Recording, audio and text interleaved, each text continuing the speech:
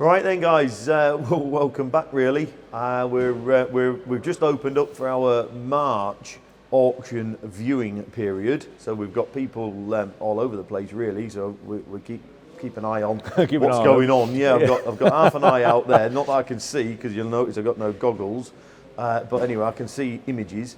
But more importantly, we thought we would just do a bit of a review of the February auction before we get sidetracked into March.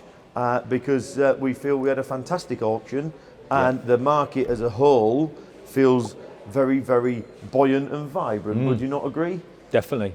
Yeah, we haven't done many sort of roundup after sales videos, and we should do, really, because I think that's just as important and interesting as the sale videos.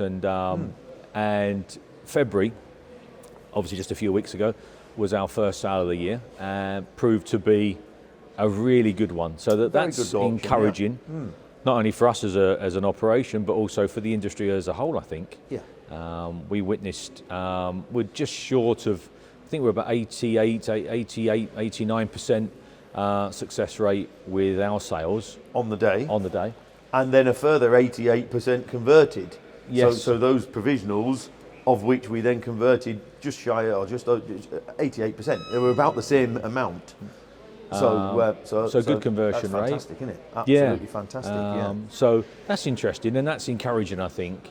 Although at times I feel those figures, I don't feel it is in this case, but at times I feel those conversion figures that auction houses bound around, I think are a little bit misleading, really, because there's one auction house in particular that constantly shouts about the fact that they've done 95% or whatever it might be.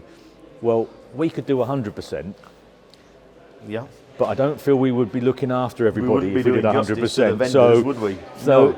Well, you wouldn't be, would you? No. By default, you can't be. You cannot expect to sell everything at top price. And if you do, you're then not looking after the buyer. There's got to be some common ground somewhere. So absolutely. I always look at some of those reports and think, okay, you're shouting about the fact you've done 95%. Maybe after watching this video, they might not shout about 95% because, really looking after your vendors there, right? And, I don't think so. I don't we think want you're to deal looking with the after vendors everybody. again, don't we? And again and again. And buyers, obviously. Absolutely. So you've got to be fair. You've got to. And we traditionally run along around about 75%. That's where we run along at, and which I'm comfortable with. Yeah. I would argue against anyone who came in and said you've got to increase that percentage. And I think, well, the only way you can increase that is by not looking after people, in my opinion. I think. So our aim is to stand back, and if we can stand back and say to the seller, are you happy with those figures? Yep. And if we can stand back and say to the buyer, are you happy with those figures? Yep, fine. Because the whole reason we set all this up was because we realised there was a void there, and we just wanted it to be the middleman between the buyer and the seller, and that's obviously what we've done. So I'm really pleased with that result. I think we've done really well. I think the team worked really well everywhere. I think we keep implementing little changes and little tweaks and trying to make things better for everyone. And I just feel we're getting better and better. Yeah. Which we should be now, shouldn't we? We've done it long enough. But every day's a school day. Every day's a school day, isn't it? And you've got it's a strong statement to sort of stand back and say you've got everything right, isn't it? I think, I think you're lying if you say that, aren't you? Really, truthfully. In all fairness. So, we try and adopt a really fair, sensible approach. And the industry, there's so many experts out there, and most of these are armchair experts, guys. It has to be said, they are. The fact of the matter is the industry has changed a fair bit in the last 18 months. So we witnessed a drop in the market of everything to the tune of about 20-25% in a very short window. I've never witnessed it in a smaller window. Between October and December in 2023, that's it. Fact. Period. And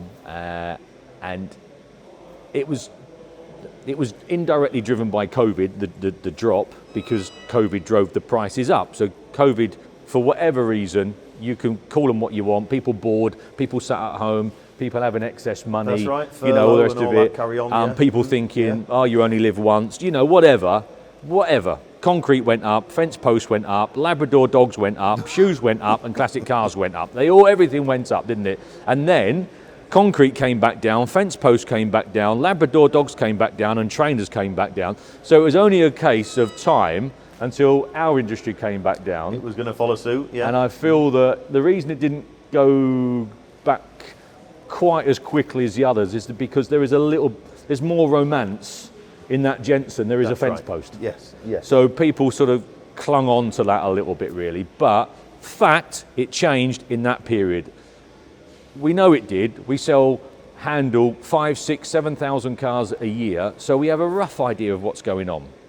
But it has come back slightly. So if it dropped 20-25%, it's just come back slightly, maybe 5, maybe 10%, maybe. But I think our biggest challenge is over the last year has been that, because 2 reasons. Sadly, the owners that made the purchases during COVID are having to get their head around the fact they've probably witnessed a bit of a loss. Secondly, those that go on to see what their Jensen is now worth, just using that as an example because it's in front of me, they look at one and, oh, look what that made in 2022. So it must be worth at least that, if not more, because classic cars keep going up, where we all know they're not quite as volatile as stocks and shares, but they go up and they come down. And I think the biggest challenge I think perhaps we've had is 2 manufacturers, really, 2 brands, and that's the Blue Oval brand, who are convinced that RSs just keep going and going and going and going and going. And then there's the Green Oval Green badge, Oval, I knew you were going to say who are convinced that Defenders keep going and going and going and going and going and going. They don't. They've come down, the fact. And then they quote the odd unicorn. So they quote the 2,000 mile Escort RS Cosworth that just sold for massive money. The unicorns, as I call them, they've always been there. Nothing has changed. So you can go back as far as you like. You can go back 1985 and you'll see something that's made 8,000 quid, whereas they were normally making 4,000 quid. You look into it, it's one owner and it's done no miles. Very special. And the same applies today. Nothing's new. And as we proved with last sale, we had some unicorns in. We did. Marina pickup. Find another. I know a Marina pickup. 4,000 pounds Marina. But a stunning Marina pickup. Lovely. But a Marina. And where are you going to find another? You can't pick the phone up today and order one. No, you can't. No. The one that springs to my mind is the Suzuki SJ. Yes. Which had the most fantastic restoration. A restoration I haven't seen as a restoration as nice. I had to look and better look to see if it was a factory out the door or it looks a so rebuild. nice, didn't it? We see all these restorations, and most of these restorations. Well, you can tell, can't you? You can tell from here. You can tell from here to there. Yeah. But that car, it was like, is this actually like a time warp? You could nearly kid yourself, couldn't you? Have the individuals done it to such a level and quality of finish? Yes. It was looked factory. very factory fresh. Brilliant. And that went to Guernsey. I'm going to go over to Guernsey this next year and meet Guy, who actually bought that. I've had an invite to go over and see him, so I can't wait for that. So nothing much has changed. The unicorns will still go. Vehicles, wasn't there? Yeah, weren't that they? romped on. On.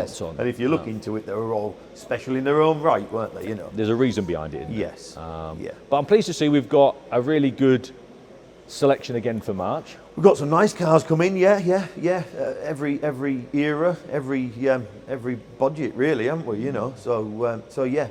I think we're both guilty of having saying yes to a mixed bag. We say no to a lot, but I think we're both, again, we try and think, well, hang on, we try and cater for everyone. Let's be fair, there's no point, is there, in filling this shed up with Jensens or E-types. There's no point, you know. There's only so many that you want, so you've got to have a good variety. Got to have a mixed bag. Ilmanovsky, look at that, what a lovely little car. I know. Lovely little car. You know, Willie's Jeep, you know. And not everyone can write a cheque out for 25,000 quid. No, nobody needs to, do they? No. Really, you know, you 3,000 can or have just as 4,000 much fun in quid. 3,000 or 4,000 quid. Exactly, Absolutely. exactly so. Arguably more fun at times. a lot less stress at times, can't lot it? less You can have a stress. lot more. I say the same thing. I say to people, don't think you've got to put, 40, 50,000 pound into a car to have a load of fun. No way. 3,000 or 4,000 pound, and you probably have more fun Have because, a load like you of fun. say, You get out of it, you shut the use door, it. walk off. Yeah. Can't you? It doesn't really. I know it does matter, but you're not on hot bricks so much. No, Are you? you're not sat in the cafe looking like that all the time, No. are you? Making sure that Well, no I one. actually do, but I do a bit. Yeah, we're not as. It's not. Keep it's an not eye the- on it, It's not yeah. the be all and end all, is Not it? really, in all no. fairness? No. So we just anyway. thought we'd do a little bit of a summary because that's where the industry finds itself, I feel, at the moment. It's quite buoyant. People aren't going crazy, No. but there is interest there and they're going to a level and deals are being done and cars are changing hands and people are getting on and they're getting out there and they're enjoying themselves, which And is spring has the landed, hasn't it? So And- we've all got a bit yeah. of a feel-good factor, haven't we? So, so I think I speak for me anyway. We all seem a bit more upbeat, don't we, since the sun started to shine? Of course we do. We all do, don't we? Yeah. So anyway, so Optimistic for March's auction. that's where we find ourselves with our industry and with our business here. I don't think for a moment we're on our own. I think that's basically where we are as a group. So yeah, we'll report back after March and see how we got on Absolutely. and go from there. So Over and out. Thanks for tuning in. We'll catch you next time.